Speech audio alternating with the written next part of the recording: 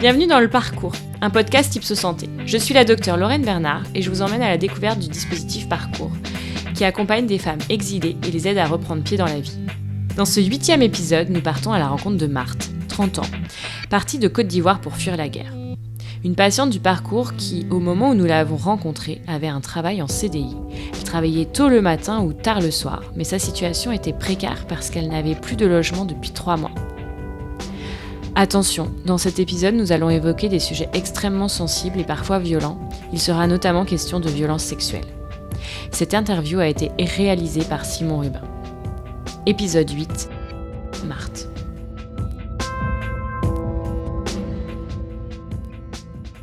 Au début, quand je suis arrivée, j'étais logée par une association dans le 91.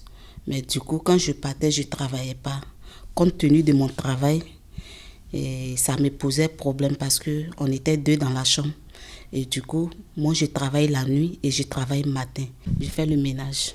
Et quand je vais quitter à Saint-Germain pour arriver dans le 91, le soir, je rentre presque à minuit, à 23h.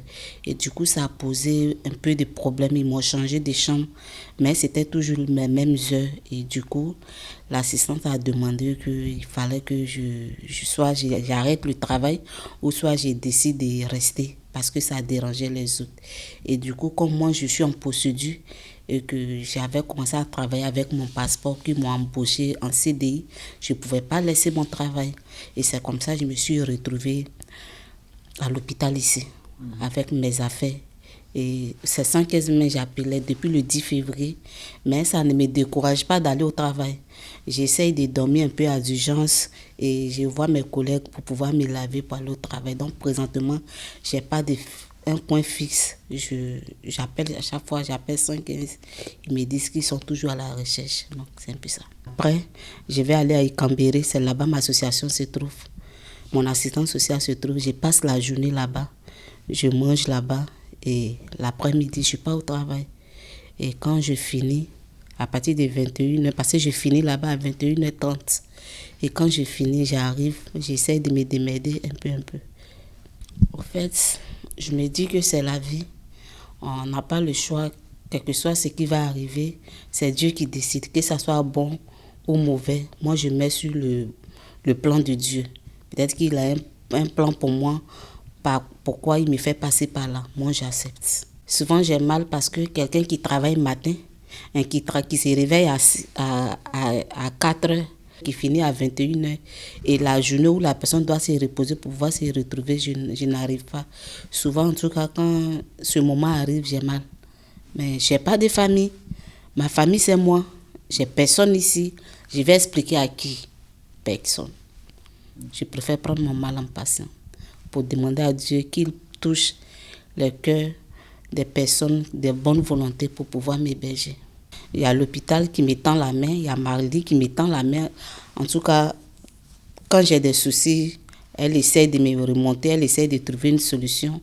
Et grâce à elle, aujourd'hui, je suis là, je quitte à l'hôpital, je quitte au travail. Au moins, j'ai un coin où m'asseoir, me reposer un peu et puis repartir.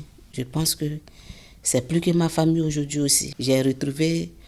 Au fait, au début, même quand j'étais venue, c'était difficile d'échanger avec des personnes parce que j'ai traversé des moments difficiles. J'ai été violée en Libye. J'ai suivi la prison et je ne me suis jamais mis dans la tête que j'allais m'en sortir. J'étais livrée à moi-même. J'ai été violée. Je ne sais pas, mais j'ai accepté. Jusqu'à ce que je rentre en Italie, à ce qu'on découvre que j'avais le VIH. Et là, c'était très difficile pour moi de traverser ce moment. Parce que à qui j'allais appeler? La seule personne que je pouvais appeler, les seules personnes que je pouvais appeler pour garder ce secret pour moi, c'était ma famille. Je te jure que ça me travaille beaucoup. Mais j'accepte jusqu'à ce que je vienne croiser encore d'autres difficultés ici. Mais la seule chose que j'ai demandé à Dieu, de me trouver du boulot pour pouvoir subvenir à mes besoins. Et Dieu m'a répondu. Et avec tout ce que je traverse, j'ai la force parce que je travaille. J'arrive au minimum à mes besoins, à faire ce que j'ai envie de faire. Si j'avais la possibilité, la première des choses, c'était pour que ma fille soit autour de moi. C'est la seule personne qui peut me donner plus de force à part mon travail. C'est avec cette personne que je peux échanger pour expliquer mon parcours. J'ai la force parce que je me dis que c'est pas quelqu'un qui va l'accepter à ma place. Non. Ce que j'ai vu aujourd'hui, c'est pas une autre personne qui va l'accepter à ma place. Je dois l'accepter tel qu'il est pour que je puisse me relever. Parce que plus je cherche à être abattue, plus je pourrai rien faire. Je pourrai pas y arriver. Donc je suis obligée d'accepter. Ici, à Bichat, et puis c'est la même chose à Avicenne, donc il y a le parcours avec tous les ateliers. Vous avez participé aux ateliers. Racontez-moi un petit peu peut-être aussi ce que vous avez trouvé. Quand je vois les autres venir, chacun explique son problème, chacun essaye de donner sa version, ça te donne une force. Tu te dis que mais je ne suis pas la seule à traverser. Et c'est comme si on se retrouvait en famille. Quand on a un problème, Marie est là, elle nous dit on doit faire ça, on doit faire ça, on doit faire ça. Elle est toujours au téléphone avec nous. Ah, comment tu vas? Est-ce que tu as besoin de quelque chose? Elle ne nous donne pas tout, mais elle fait le minimum pour nous mettre à l'aise. Franchement, ça, je lui tire le chapeau. Même quand elle n'en est pas, elle a une manière de te parler que tu vas comprendre. C'est une famille à moi. Avec les ateliers, avec les différentes personnes qui viennent, où on chante, chacune essaie de donner sa voix, chacune essaie de... Il y a d'autres dames qui viennent pour nous faire les ongles, pour nous faire les maquillages. Franchement, c'est formidable.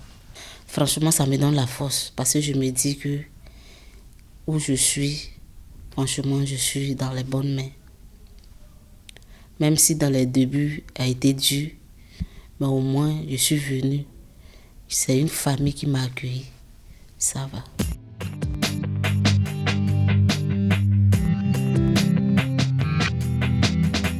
C'est la fin de ce 8e épisode. Un grand merci à Marthe pour son témoignage. Depuis l'enregistrement de cette interview, sachez que ça va mieux pour elle. Marthe a trouvé un logement stable, tout près de son travail. Le parcours est une série produite par Ipsos Santé. Ipsos, c'est un collectif de médecins, sages-femmes, infirmiers et infirmières qui portent ensemble un réseau de cabinets médicaux inclusifs et bienveillants. Cet épisode a été écrit et réalisé par Lorraine Bernard et Simon Rubin. Si vous voulez en savoir plus sur le parcours, rendez-vous sur le site 1000parcours.org. Et nous, on se retrouve pour le 9e épisode. On ira rencontrer une partie des équipes soignantes pour un temps d'échange entre professionnels de santé qui interviennent sur le parcours. À très vite!